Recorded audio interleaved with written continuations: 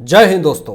कुछ दिनों से राहुल गांधी पूरे देश में एक माहौल बनाने की कोशिश कर रहे हैं कि बड़ी मात्रा में बीजेपी ने वोट चोरी किया है लोकसभा चुनाव में, विधानसभा चुनाव में, और इसी वोट चोरी के माध्यम से बीजेपी अपनी सरकार बना पा रही है लोकसभा चुनाव में, विधानसभा चुनाव में। माहौल तो ऐसा बनाया राहुल गांधी ने कि मैं हाइड्रोजन बम फोड़ने वाला हूं वोट चोरी मामले में। लोगों की नजरें टिकी हुई थी कि राहुल गांधी जो हैं वो हाइड्रोजन बम फोड़ेंगे, वोट चोरी मामले में कुछ बड़ा सबूत दिखाएंगे। लेकिन इनके हाइड्रोजन बम तो फूटे नहीं, लेकिन फुलझड़ी भी नहीं फूटी, फुस्सी बम छोड़ दिया इन्होंने। लोगों की टकटकी लगी हुई थी कि राहुल गांधी कुछ बड़ा धमाका करने आए हैं, प्रेस कॉन्फ्रेंस रिलीज भी किया, लेकिन जो उम्मीद थी लोगों को वो ऐसा कुछ सबूत दे नहीं पाए। इससे ये साफ तौर पे पता चलता है कि राहुल गांधी जो हैं वो देश के युवा को भड़का रहे हैं। और कैसे, मैं आपको बता रहा हूं दोस्तों। कांग्रेस पार्टी को ये बहुत अच्छे से पता है कि मैं सरकार चुनाव जीत करके बना नहीं सकता, तो अब जनता को भड़का करके सरकार बना सकता हूं, सत्ता गिरा करके सरकार बना सकता हूं, जैसा कि बांग्लादेश में हुआ, जैसा कि नेपाल में हुआ। बिल्कुल वही स्थिति राहुल गांधी भारत में चाहते हैं। ये कहते हैं राहुल गांधी कि मेरा काम सरकार के ऊपर प्रेशर डालना है, मेरा काम लोकतंत्र को बचाना नहीं है। मानसिकता देखिए, राहुल गांधी का काम युवाओं को भड़काना है, स्टूडेंट्स को भड़काना है, जेनजी को भड़काना है, सोशल मीडिया इन्फ्लुएंसर्स को भड़काना है। लेकिन राहुल गांधी यहां पे चूक कर जाते हैं। बांग्लादेश में जो हुआ, नेपाल में हुआ, वो भारत में कभी नहीं होने वाला। जेनजी को अगर आप भड़काएंगे तो भारत की जनता आपको जवाब दे देगी। उल्टा लतिया रही है, जी हां, ये शब्द का मैं प्रयोग कर रहा हूं। राहुल गांधी को सोशल मीडिया पे लोगों ने ऐसा खरी खोटी सुनाया, भारत के युवा स्टूडेंट्स और जेनजी ने, जो सोशल मीडिया पे एक्टिव रहते हैं, जिनकी दुनिया रील्स है, वो सारे लोगों को टारगेट किया राहुल गांधी ने कि लोकतंत्र को बचाइए, ये आपका काम है। इसका मतलब कि विदेशों में बैठ करके राहुल गांधी जो जहर उगलते हैं, ये साफ तौर पे एग्जाम्पल दे दिया राहुल गांधी ने कि मैं भारत के लिए क्या सोच रखता हूं। जो नेपाल में जो स्थिति हुई है, राहुल गांधी बिल्कुल वही स्थिति चाहते हैं भारत में हो।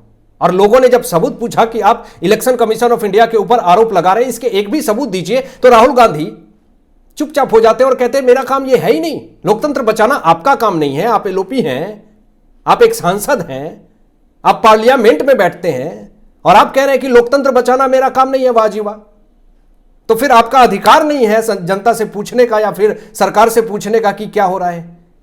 अब आपकी सरकार नहीं बन पा रही है तो आप सरकार के ऊपर आरोप लगाएंगे। और देखिए, खुद इनके पार्टी में वोट चोरों का जमावड़ा है।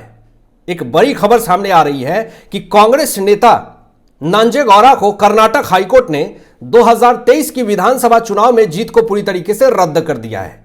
अब इसके बाद राहुल गांधी क्या कहेंगे, जब आपके पार्टी के नेता ही 2023 के विधानसभा चुनाव में वोट की गड़बड़ी करके, चुनाव में हेराफेरी करके, इधर उधर तिकरमबाजी करके, वोटों की गड़बड़ी झोलझाल करके जीत गए, जिसको कर्नाटक हाईकोर्ट ने उस जीत को रद्द करना पड़ा। क्या राहुल गांधी कांग्रेस नेता नांजेगौड़ा से इस्तीफे की मांग करेंगे? और चलिए, आप इस्तीफे की मांग कीजिए ना कीजिए, आप तो मामला दबा देंगे, लेकिन कर्नाटक हाईकोर्ट ने जो बड़ी खबर और बड़ी लतार लगाई है, इससे राहुल गांधी तक हिल गए हैं। कोर्ट ने साफ तौर पे क्लियर कह दिया है कि वोटों की गड़बड़ी हुई है और जांच होगी 2023 के विधानसभा चुनाव में। कर्नाटक हाईकोर्ट का यह स्टेटमेंट है, ऑफिशियली स्टेटमेंट है। वोट चोरी का आरोप कांग्रेस विधायक नांजेगौड़ा कांग्रेस नेता पे हुआ, कर्नाटक हाईकोर्ट ने यह बड़ा स्टेटमेंट दिया, यानी कि विधायक की विधायकी जा सकती है, सदस्यता रद्द भी हो सकती है कांग्रेस नेता नांजेगौड़ा की। और चारों तरफ जो राहुल गांधी ढिंढोरा पीट रहे हैं कि वोट चोरी हुआ है, लेकिन अब आप खुद जो ये स्टेटमेंट दे रहे हैं वोट चोरी का, आपकी पोल पूरी तरीके से खुल गई है। राहुल गांधी ने एक बड़ा आरोप लगा दिया कि दलित, ओबीसी और आदिवासी के वोट जो है वो हटाए जा रहे हैं, सॉफ्टवेयर के जरिए वोट को डिलीट किया जा रहा है, खास करके कर्नाटक और महाराष्ट्र में। ऐसा क्यों राहुल गांधी कह रहे हैं पता है? महाराष्ट्र में तो इनकी सरकार नहीं बन पाई, बड़ी उम्मीद थी कि महाराष्ट्र में मेरी सरकार बनेगी, और लोकसभा चुनाव में भी इनको अच्छे से खातिरदारी की महाराष्ट्र की जनता ने, और विधानसभा चुनाव में भी कांग्रेस पार्टी को अच्छे से खातिरदारी किया। ये एक्सेप्ट करने को तैयार नहीं है कि जनता जो है मुझे धक्के मार के भगा रही है स्टेट से, हर एक स्टेट से। लेकिन इन्होंने कर्नाटक का भी एग्जाम्पल दिया, लेकिन कर्नाटक में तो इनकी सरकार है, लेकिन लोकसभा चुनाव में क्या हालत हुई थी कर्नाटक में, ये राहुल गांधी बहुत अच्छे से जानते हैं। और साफ तौर पे सॉफ्टवेयर से अगर वोट डिलीट किए जा रहे होते तो इलेक्शन कमीशन ऑफ इंडिया बैठ करके क्या कर रही होती? इलेक्शन कमीशन ऑफ इंडिया का क्या काम है? अब इस स्टेटमेंट पे इलेक्शन कमीशन ऑफ इंडिया ने एक बहुत बड़ा स्टेटमेंट दे दिया है और राहुल गांधी के ऊपर एक बड़ी कार्रवाई का स्टेप भी उठ गया है। जब राहुल गांधी ने इलेक्शन कमीशन ऑफ इंडिया पे इतने बड़े आरोप लगाए कि सॉफ्टवेयर से ऑनलाइन वोट डिलीट किए जा रहे हैं, तो इलेक्शन कमीशन ऑफ इंडिया सामने आती है और कहती है कि राहुल गांधी के जितने भी आरोप हैं वो सब झूठे हैं। एक भी आरोप अगर सही हो तो राहुल गांधी उस आरोप को साबित करें कि आप जो आरोप लगा रहे हैं इलेक्शन कमीशन ऑफ इंडिया के ऊपर वो आरोप बिल्कुल ही सही हो, लेकिन ये सबूत नहीं दे पा रहे हैं। यहां पे इलेक्शन कमीशन ऑफ इंडिया ने साफ तौर पे ये बड़ा स्टेटमेंट दिया कि वोट जो है ऑनलाइन डिलीट हो ही नहीं सकते हैं, सॉफ्टवेयर से ऑनलाइन डिलीट हो ही नहीं सकते हैं। वोट मामले में जब वोट दी जाती है तो एक बदलाव का रिकॉर्ड होता है। अगर कोई भी एक वोट डिलीट करता है तो उसका record election commission of India के पास होता है। अमित शाह जी ने साफ तौर पे ये बात कही कि बिहार में जो चुनाव हो रहा है, विधानसभा चुनाव होने वाला है, उस पर हमारी पूरी तरीके से नजर रहेगी। सामने आकर के अमित शाह जी को यह कहना पड़ा, लेकिन फिर भी नेपाल और बांग्लादेश वाली स्थिति पैदा करने के लिए राहुल गांधी जनता को भड़काने का काम कर रहे हैं ताकि वो माहौल यहां भी क्रिएट हो और रिजिम चेंज हो। लेकिन ऐसा कभी नहीं होने वाला।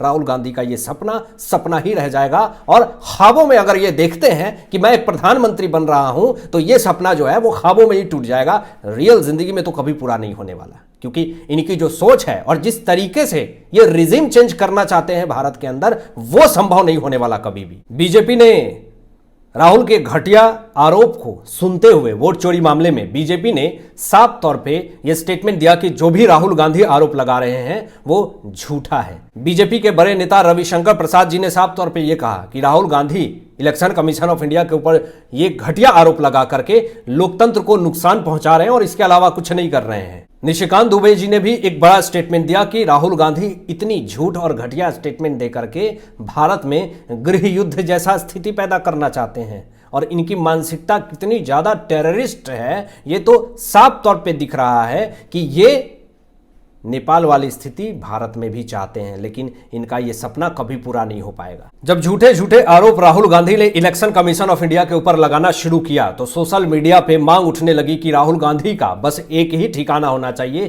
तिहाड़ वापसी।